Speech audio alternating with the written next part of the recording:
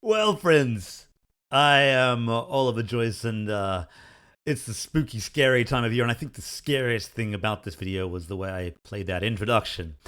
Uh, Pretty terrible. Hey, guess what? It's the Halloween season, and the Sword and Sandals Immortals Halloween patch is going up today. So by the time you check this video out, that patch will be live on Sword and Sandals Immortals. And it's just a bit of fun that I decided to add into the game. It's the first sort of seasonal addition to the game, which I'm hoping to do a couple of over the course of the next year or so. You know, a Christmas patch, maybe a St. Patrick's Day patch or an Easter patch, that kind of thing, just for fun. This one is just a small update, which I hope you guys enjoy. And it's basically a series of special boss fights that will appear on the map. And if you defeat them all, you get a special new power. Let's check it out. Let's just go into the game and have a quick look at what you see in the Halloween update. And for those who don't like spoilers, look away now, load up the game yourself and check it out first. But for those who are brave enough to follow me along, let's go and check out the Halloween update for Swords and Sandals Immortals.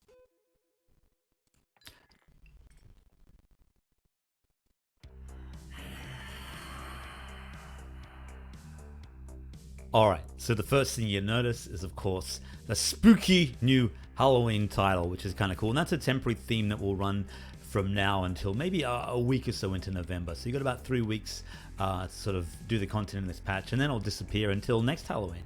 You know, it's just a temporary fun bit that rewards people that sort of jump in at this time of year. So as long as you're at least level 15 and you enter a town, you're going to see this cutscene.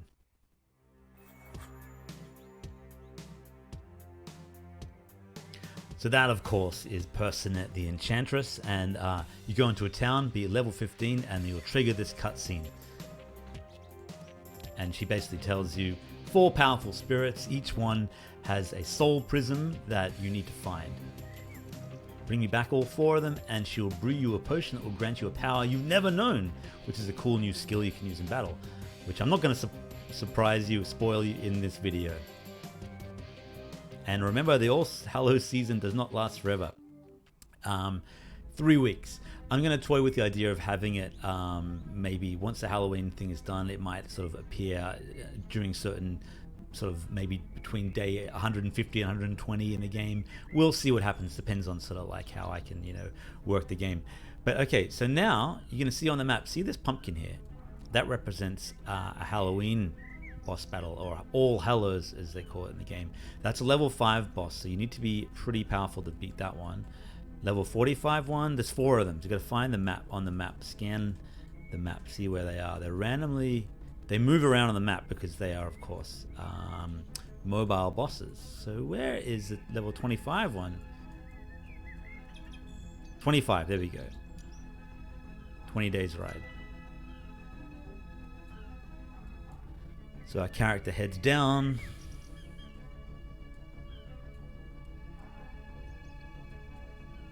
Once you reach the battle, you'll be confronted with this.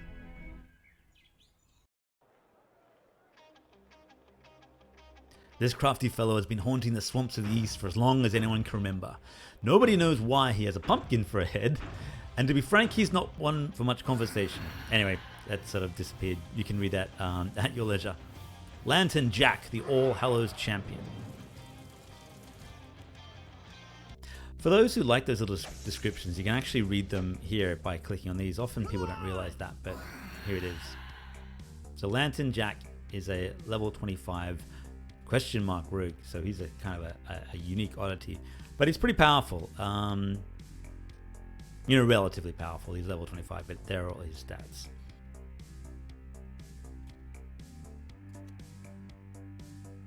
And with each Halloween arena, something special, new background and everything. Lantern Jack has a bow. Our character has nothing. This is just a sort of random test character I had, but I've made him pure good for some reason. So he has a Holy Smite, which could probably one-shot Lantern Jack if I wanted to. But I'm going to walk backwards. Speaking of one-shot, that's it.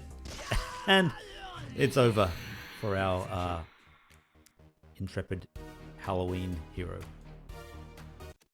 And you know, you lose that battle, Your day ends in defeat,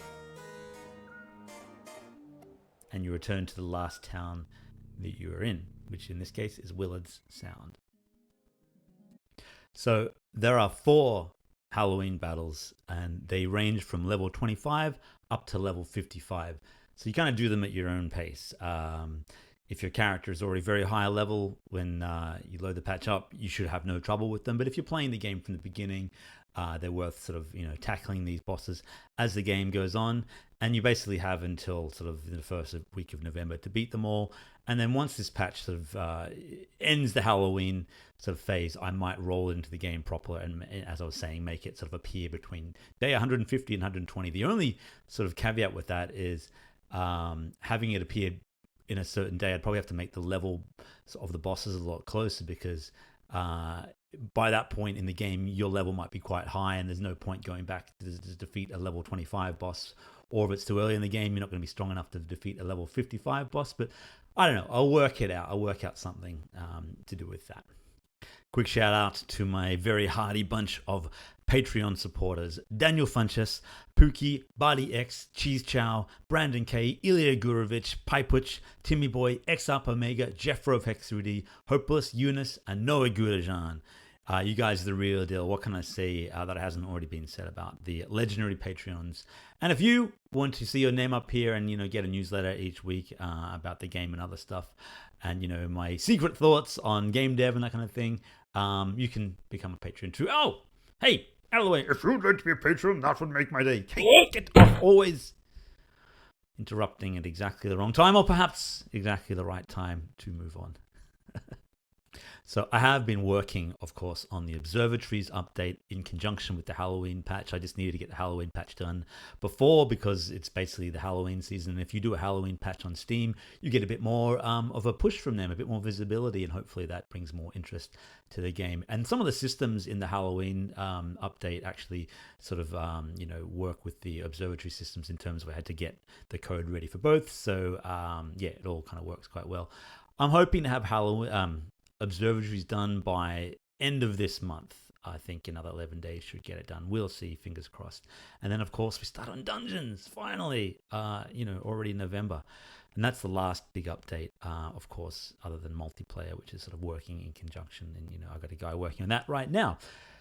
So yeah, lots more to do, and hopefully have this game out of early access sometime January or latest February. Fingers crossed. That's it for today. If you like this kind of shenanigans and nonsense, you can, of course, subscribe to the channel. We're nearly on 8,000 subs. Awesome. That'd be awesome. Let's see if we can get there this month. That would be amazing. And then on to 1 million. Next step. We'll see. All right. Well, stick around, because for those who've stuck with me to the end of this rather discordant rambling video, I'm going to reward you with one more piano song, because I know that some of you enjoy me playing the piano. All right. Have a great week, guys, and I'll leave you with this.